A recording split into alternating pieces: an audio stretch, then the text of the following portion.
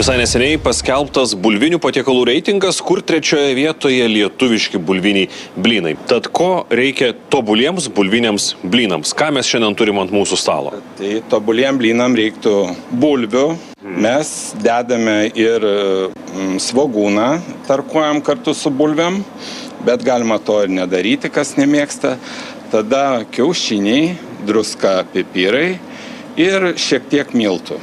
Ir kepam ant riebalų, aliejaus arba taukų. Turim jau bulvių tarkio pasidėję. Taip, jau sustarkavome.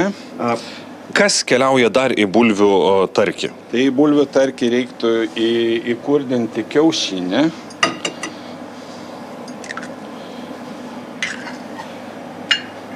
Tada dedame pagal skonį pipiriukų.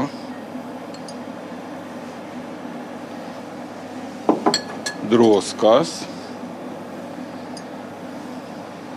Iš principo bulviniams blynams įgrindinti daug nereikia. Nereikia, tai čia labai paprastas, už tai cepelinam daugiau darbo, o čia tiesiog miltų pagal tirštumą masės. Matau, mūsų bulvės žiemą jos yra kietesnės, tai daug nereikia.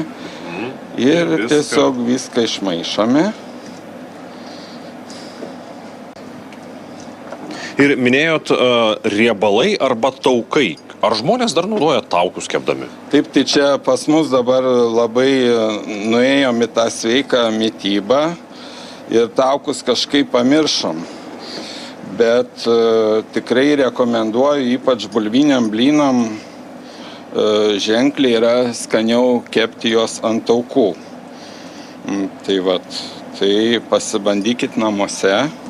Vieną keptuvę ant taukų, vieną ant aliejaus ir pajausim skirtumą. Gerai, keptuvė... Taip, tai šiuo atveju paprasčiau yra kepti ant aliejaus. Bet Ramūnai, kaip iškepti tą tobulą traškų blyną? Kokio jis turėtų būti, kiek tarkio dėti? Tai po šaukštą tarkio svarbu dėti į įkaitintą riebalą jau, ar tai būtų aliejus ar taukai, kad iš karto jau blynas keptų. Nes jeigu dėsim į šaltą riebalą, tai tas riebalas gersis į blyną ir jis bus toks minkštas, prisigėręs to daug riebalo, neskanus ir netraškus. Ir kiek laiko jisai turi kepti, kad mes galėtume jį apversti? Na jau kai pradeda, matosi, krašteliai darytis auksinės spalvos, tokio jau gelsvumo įgauna ir tada jau versime, viską pamatysim. Ramūnai, praėjo kelios akimirkos, kaip ir minėjot, jau viskas kraštelis pageltęs, taip? Taip, ir tada jau juos atsargiai apverčiam. Va, matot. O kvapai. Na ir šitiem blynam dar ta paslaptis, kad nereikia to riebalo gailėti. Dėl traškumo turi normaliai kepti nesausoj keptuviai. Kad būtų jau tikrai skanu. Tikrai, taip. Kągi, Ramūnai, panašu, kad mūsų blynai jau iškepė. Taip. Patys tie. Patys tie ir dedam į lėkštę.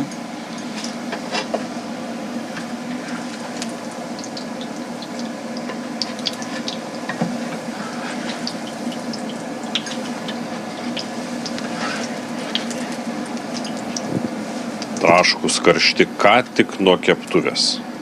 Taip. Gardus, tikri bulviniai blynai. Ir pagal tradiciją su grietinė ar su kokiu padažu? Labiausiai tai su grietinė, bet, galima ir su varškės, ir kažkokiu grybų padažu, ir kastiniu, ir kiti netgi valgo su obuoliene. Mano obuolienę, prašau, palikit ne prie blynų.